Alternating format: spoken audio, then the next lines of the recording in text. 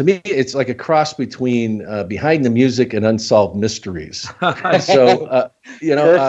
That's yeah, perfect. where did the concept come from? And I don't know who wants to start first, Jason or Evan. Go ahead. Maybe I'll start. This is Evan. Okay. Yeah.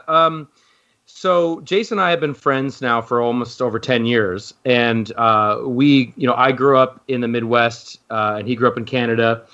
And we were, ever since childhood, wrestling fans. We've been wrestling fans our whole lives. And Jason and I actually really bonded over that. That's how we kind of became best friends.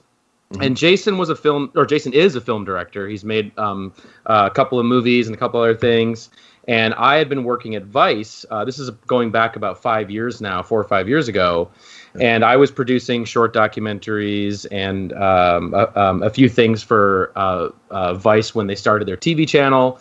And both he and I really just wanted to see like a very cinematic approach to the world of wrestling in a documentary sense, because it had been a really long time since like a seminal documentary had come out about featuring wrestling, like Beyond the Mat or something like that. And we're obviously huge Unsolved Mysteries fans. Okay. Yep. But we're so you were dead on there. And we were also huge fans of like Errol Morris or like I don't know if you've ever seen his film from the 80s called The Thin Blue Line. But it's this really incredible true crime story about a guy who was wrongfully convicted for the killing of a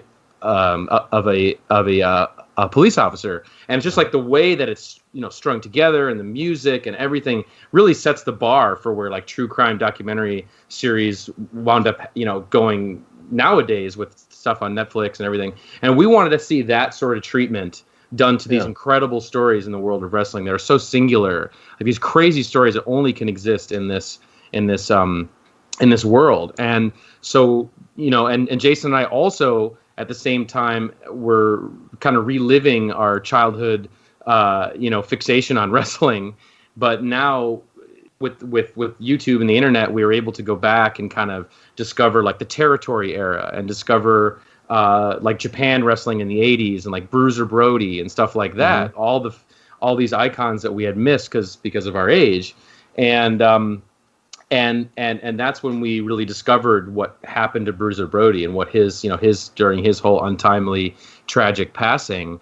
And that's what we identified as kind of the starting point for the series, is we really wanted to do a documentary about Bruiser Brody. That's where the whole idea came from. And it was kind of mixing those influences of like Unsolved Mysteries and The Thin Blue Line and the story of, Bruiser Brody's final day, which really hadn't been told in a big way up to this documentary. And that's what we pitched to Vice, and they allowed us to make that as a pilot. And then we got then they greenlit us for a full season, which is what you saw earlier this year. Yeah, if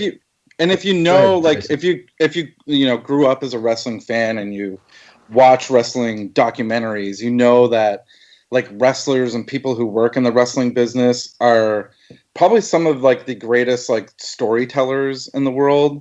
And like in a lot of ways, like we almost didn't even have to do reenactments because like they can all paint such a vivid picture of what happened in the past that they just like it can really like transport you. And so we just knew that if we just pointed the camera at them and allowed them to tell their stories, like they were going to do most of the work for us.